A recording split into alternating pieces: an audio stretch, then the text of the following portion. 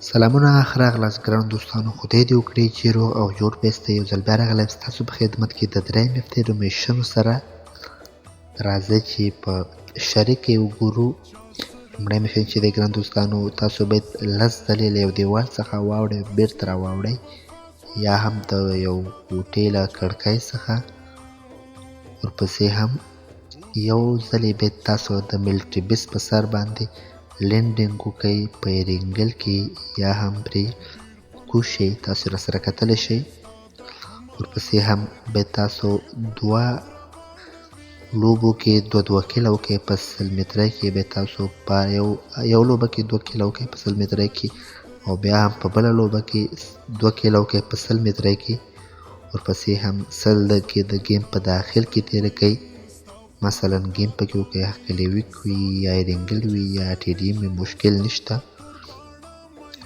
ورپسې هم 10 ځلې خپل ملګري ته ګران دوستانو یا د خپلې ډلې یو کس ته چې دی ریوایف یا وینه ورکئ. تاسو یې راسره کتلی شئ. ورپسې هم ګران دوستانو 15 کیله په ایم چیلینو یا هم په پیکا باندې وکئ په کلاسیک موډ کې. تاسو یې راسره کتلی شئ ګران دوستانو. ورپسې هم 6 ډراپونه خلاص کئ. تاسو باید 6 ډراپ خلاص کئ.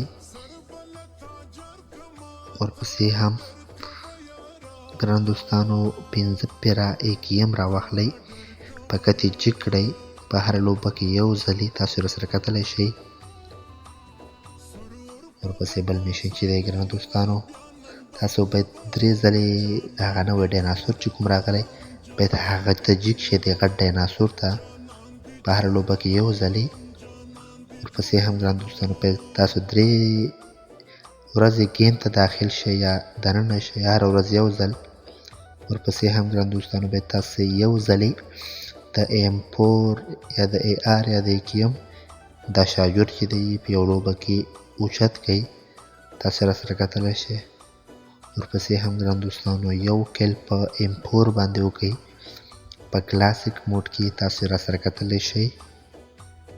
او وروستی میشن چې دی ګران دوستانو، 1 ځلې میډیکټ یا هغه کومه غټه وینه چې ده دا ووهئ.